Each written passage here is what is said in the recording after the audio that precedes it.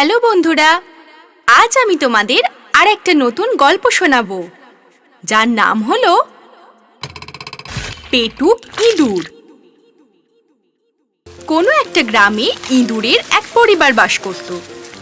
সেই ইঁদুরদের মধ্যে একটা ইঁদুর এমনও ছিল যে শুধু খেতে ভালোবাসতো। সে সারাক্ষণ শুধু খেয়ে আর ঘুমিয়ে কাটাতো। সে প্রচুর পরিমাণে খেত, কিন্তু তবুও তার মন ভরতো না। ওর এই অভ্যাসের জন্য পরিবারের সবাই বিরক্ত হয়ে যেত। বাবা, এত খাস না, শরীর খারাপ হয়ে যাবে। না মা, আমার কিছুই হবে না। পরের দিন সকালে কুকুর বন্ধুর জন্মদিন ছিল।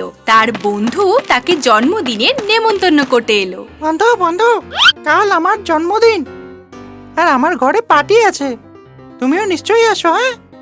হ্যাঁ বন্ধু, আমি নিশ্চয়ই আসব। এই বলে চিন্টু ওখান থেকে চলে গেল। পরের দিন কুকু ইঁদুর পার্টিতে গেল। সেখানে পৌঁছে সে নিজের খিদের ওপর নিয়ন্ত্রণ করতে না পেরে অতিথিদের আসার আগে প্রায় সব কেক খেয়ে ফেলল। তা দেখে সবাই কুকু ইঁদুরের ওপর বেজায় চটে গেল। সবাই তাকে পার্টি থেকে চলে যেতে বলল। তুমি আমার জন্য কিছুই ছাড়লে না। তুমি এখান থেকে চলে যাও। তুমি একটা পেটুক। নিরাশ হয়ে কুকু ইঁদুর নিজের বাড়ির দিকে পা বাড়ালো। কিন্তু এত কিছুর পরেও কুকুর খাবার অভ্যেসের একটুও পরিবর্তন এলো না। পরের দিন কুকুর একটা বন্ধু তাকে ডাকতে এলো। কুকু, চলো ধান কেটে যাই, চাষিরা খুব ভালো ফসল ফলিয়েছে, আজ মনে হয় অনেক কিছু খেতে পাবো। আরে বাহ, চলো, খুব মজা হবে। চলো চলো। কুকু আর পিন্টু ইঁদুর নিজেদের বাকি বন্ধুদের সাথে খেতে চলে গেল। খেতে গিয়ে তারা ফসলের ওপর লাফিয়ে পড়ল। সবাই তাড়াতাড়ি খাবার শেষ করলো, কিন্তু পেটুক ইঁদুরের পেট ভরল না। এই দেখে তার বন্ধু পিন্টু ইঁদুর বলল, আরে তাড়াতাড়ি খানা, আমাদেরকে তো যেতেও হবে। আরে দাঁড়া না, এত তাড়াতাড়ি কি আছে রে?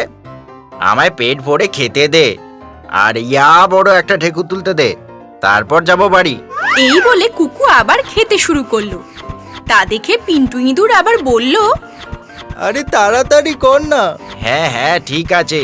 ঠিক তখনই সব ইঁদুর দৌড়াদৌড়ি আরে শুরু পালাও করলো। পালাও, বিড়াল এসে গেছে। সব ইঁদুর জোরে জোরে পালাতে লাগলো, কিন্তু পেটুক ইঁদুর খুব আস্তে আস্তে যাচ্ছিল, কারণ অনেক বেশি খেয়ে নেবার জন্য সে পালাতেই পারছিল না।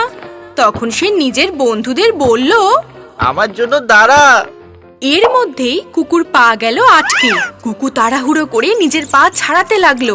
এই দেখে বিড়াল ধীরে ধীরে তার দিকে এগিয়ে আসছিল। আজ তোকে আমার হাত থেকে কে বাঁচাবে? আজ তো আমি পেট ভরে খাবো। এর মধ্যে কুকুর পা বার হয়ে গেল। সে লেংড়ে লেংড়ে যেভাবে হোক পালাতে লাগলো, আর বিড়ালও তার পেছনে দৌড়তে লাগলো। কিন্তু একটু পরেই কুকু বাড়ির কাছে পৌঁছে গেল। উফ, বেঁচে গেছি। এই ভেবে আবার কুকুর ধীরে ধীরে চলতে লাগলো।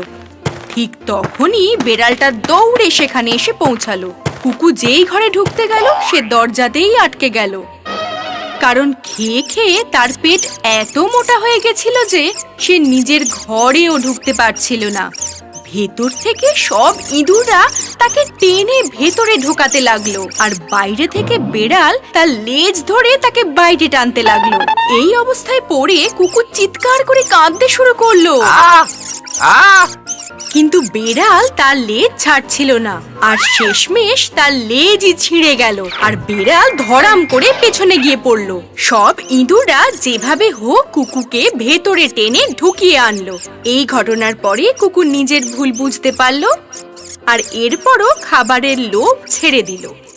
তাহলে বন্ধুরা, এই কাহিনী থেকে আমরা এই শিক্ষা পাই যে কোনো জিনিসের বাড়াবাড়ি সবসময় ক্ষতিকারকই হয়। যদি আমাদের ভিডিওটি আপনার ভালো লেগে থাকে তাহলে এটিকে লাইক করুন, চ্যানেল সাবস্ক্রাইব করুন এবং আমাদের কার্টুন শোজ সবার প্রথমে দেখার জন্য বেল আইকন প্রেস করতে ভুলবেন না।